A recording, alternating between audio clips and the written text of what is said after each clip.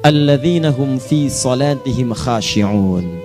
Syarat pertama, kalau ingin mendapatkan surga Firdaus tadi dan kebahagiaannya diturunkan ke bumi, dibawa sampai mati, masuk ke alam kubur lebih bahagia lagi, maka amalan pertama untuk melatih menguatkan iman itu, coba berlatih untuk menunaikan sholat dengan khusyuk. Kalau Anda kerjakan benar sholat ini, maka apa yang Anda dapatkan? Teman-teman ingat betul, saya mau tanya sebentar. Keabadian yang abadi disebut dengan sa'id. Kalau kita ingin turunkan ke dunia percikannya kita dapatkan, usahanya disebut dengan apa? Masih ingat? Aflah itu kalau didapatkan, kata dasarnya apa tadi? Falahun. Lihat baik-baik. Kata Allah dalam Al-Quran tadi, kalau ingin mendapatkan falahun, amalan pertama sholat. Makanya ketika dipanggil sholat, kalimat falah dilekatkan pada panggilan sholat. 5 kali diingatkan. Begitu muadzin kemudian azan memanggil Anda, hayya 'alas shalah. Anda bertanya, ya Allah kenapa kami mesti sholat? Dijawab, hayya 'alal falah. Yuk, pagi yuk. Yang sejati datang sini. Belum dapat sujud, belum dapat ruku, saya berikan. Makanya ketika orang sholatnya benar, dia akan mendapatkan 5 keutamaan. Saat di dunia nih, belum ke akhirat, 5 keutamaan yang tidak diberikan pada orang yang tidak sholat. Atau orang sholat tapi sholatnya nggak khusyuk. Sebab syarat mendapatkannya khusyuk. Alladzina hum fi sholatihim khasyi'un. Bukan alladzina hum fi sholatihim saja, tapi ada kalimat khasyi'un. Artinya yang tidak khusyuk saja nggak akan dapat, apalagi yang nggak sholat. Apa yang 5 ini? Lihat baik-baik. 1. Orang yang sholatnya benar, pertama kali sebelum mendapatkan kebahagiaan hakiki dari Allah Subhanahu wa Ta'ala, akan dirubah dulu perilaku hidupnya menjadi perilaku yang lebih baik. Kalau orang itu sholatnya benar, maka sholat itu akan melatih dia untuk berubah, bertransformasi jadi orang baik. Itu ada di Quran surah ke-29 ayat ke-45. Innas sholata tanha anil fahsya'i wal munkar. Sumber keburukan cuma 2, kalau bukan fahsya itu munkar. Maaf, pornografi, porno aksi, LGBT, kata-kata jorok, kotor itu fahsya. Di orang sholat kata Allah, mustahil berkata-kata kotor. Orang sholat tidak akan pernah mencela. Orang sholat tidak punya kata-kata jorok. Jadi kalau ada sekarang orang yang sholat senang mencela orang lain, itu berarti ada masalah dalam sholatnya. Dan dia belum dijamin sebagai ahli surga terbaik. Dan hidupnya nggak bahagia. Nggak bahagia. Aneh nih. Sholat tapi senang celah orang. Aneh. Aneh. Yang paling bahaya adalah menikmati celahannya. Itu yang paling aneh. Anda ngaji. Anda ikut taklim. Taklimnya sesuai Quran, taklimnya petunjuk sunnah. Anda sholat, Anda puasa, tapi Anda masih senang mencela orang lain dan menikmati celahan itu. Kalau nggak mencela, kayaknya nggak komplit kehidupan. Maka ada yang salah dengan ibadah Anda. Ada yang keliru. Karena mustahil taat bertemu dengan maksiat, itu mustahil. Mungkar, keburukan yang diingkari oleh hati, sumbernya nafsu perut dengan akal. Bohong, mencuri, menipu, membunuh, merampok, membegal, mabuk dan sebagainya. Itu namanya mungkar. Orang sholat gak mungkin mengerjakan mungkar. Jadi kalau sholat kita benar, cukuplah Anda sholat, maka Anda akan jadi orang baik. Makanya kata Nabi, Anda punya anak dari kecil ajarin sholat. Sholat kalau naik jadi balik, kerjakan terus. Kasih pelajaran membuat dia mengerti. Kalau masih susah, berikan pelajaran. Ini sering diterjemahkan dengan memukul. Mukul di Arab beda dengan konteks mukul sekarang. Mukul di Arab tuh ngasih pelajaran supaya ngerti. Anda bisa terjemahkan dengan konteks lain. Uang jajannya tahan, yang kesukaannya simpan dulu. Bisa dengan konteks kekinian, tapi poinnya kenapa anak Anda dari kecil ajarin sholat, sampai kenalkan dengan masjid, ajari 3 tahun bawa ke masjid, kenalkan dengan masjid, gak ada masalah lari-lari itu sebelum waktu sholat. Kenalkan dulu.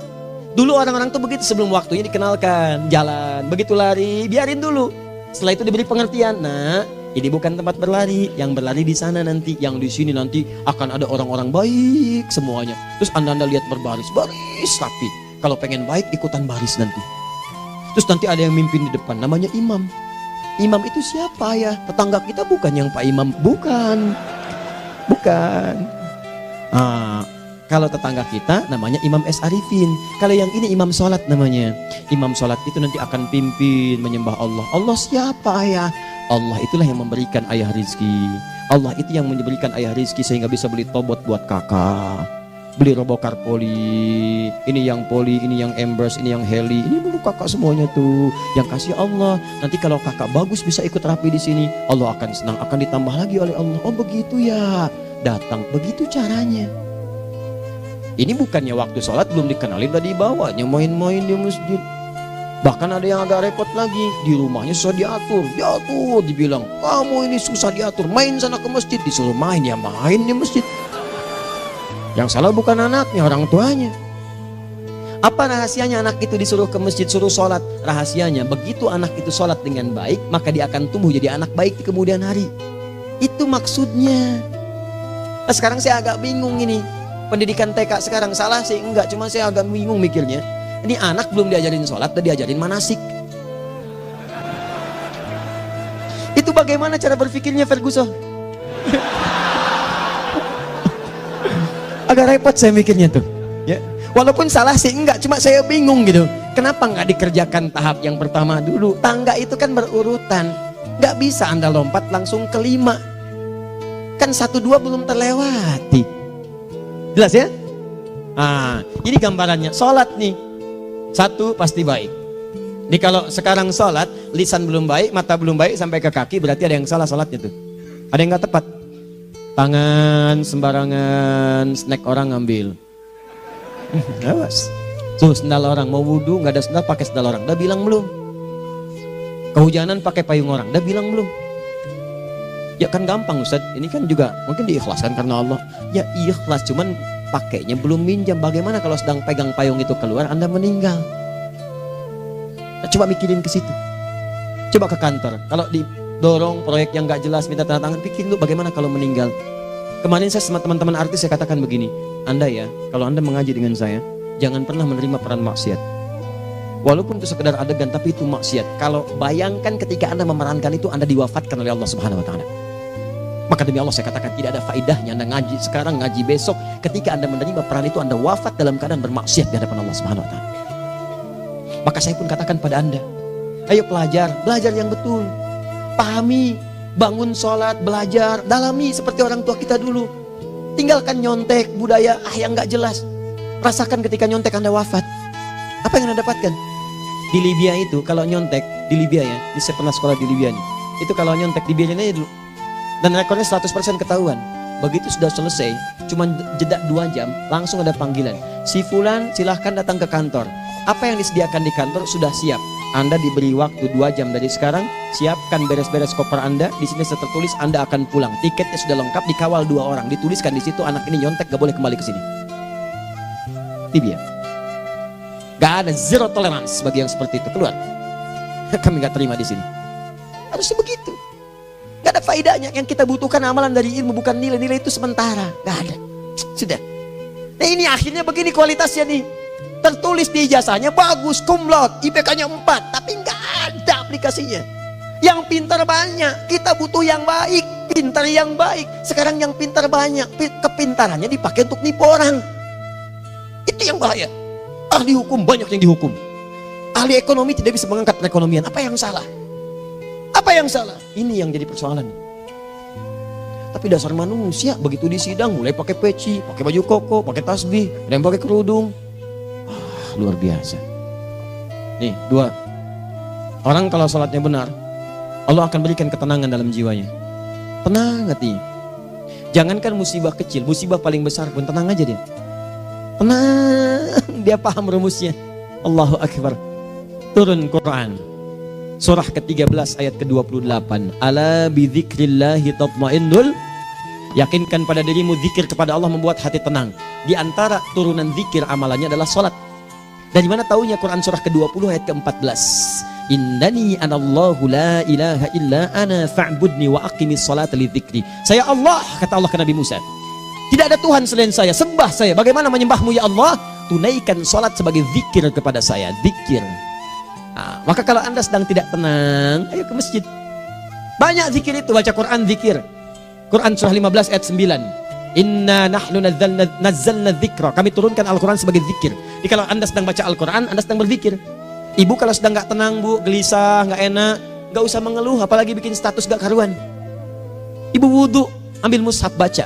Begitu sedang baca ada ketenangan dalam jiwa. Berdoa, zikir. Kalau sedang gak tenang, besok ada proyek, doa dulu. Doa itu memberikan ketenangan. Makanya doa disebut dengan zikir.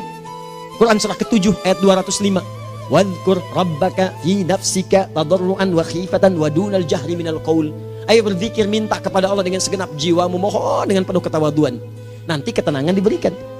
Menghafal Quran, baca itu zikir. Quran surah ke-54 ayat 17, 22, 32, 40. Walaqad yassarnal Qur'ana lidzikri fahal mim mudzakir. Menyebut nama Allah, Al-Asmaul Husna itu zikir. Sedang ada persoalan, ya Allah, ya Allah, ya Allah, ya Rahman, ya Rahim, ya Malik, ya Qudus, ya Allah, ya Allah, ya Allah, ya Allah. Zikir. Dalilnya Quran surah kedua ayat 152. Fadhkuruni adzkurkum. Sebut namaku, zikir. Apapun akan mengingatmu. Gimana menyebutnya? Ditafsir di Quran surah 17. Ayat keberapa? 110. Qulidullah awid rahman ayyamma tad'u falahul asmaul husna. Sebut nama Allah. Itu menenteramkan pada jiwa. Sedangkan sholat gabungan dari semua zikir tadi. Bukankah dalam sholat Anda baca Al-Quran? Bukankah dalam sholat Anda menghafal Al-Quran? Bukankah dalam sholat Anda berdoa? Bukankah dalam sholat Anda istighfar? Anda mohon digabungkan semua itu. Amalan sholat menggabungkan semua jenis zikir. Masa Anda nggak tenang juga? Makanya sholat, jangankan sholat ya, tempat sholat itu yang menenangkan. Tempat sholat, tempat paling tenang di muka bumi. Kalau nggak percaya silahkan ya, Anda sebelum masuk ke Istiqomah ini, begitu Anda masuk kan perasaannya beda kan? Lain. Silahkan cek, kalau cari ketenangan datang ke masjid.